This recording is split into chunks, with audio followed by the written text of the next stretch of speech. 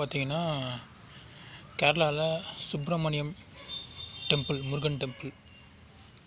இது எங்கே இருக்குதுன்னு பார்த்தீங்கன்னா பையனூர் வில்லேஜில் இருக்குது.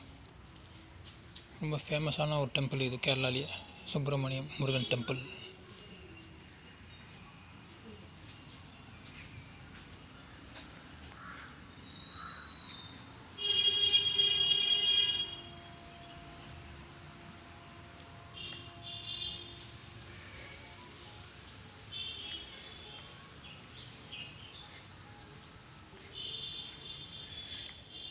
இது ரயில்வே ஸ்டேஷன்லேருந்து 2 கிலோமீட்ரு, பையனூர் ரயில்வே ஸ்டேஷன்லேருந்து 2 கிலோமீட்ரு ஆகும்.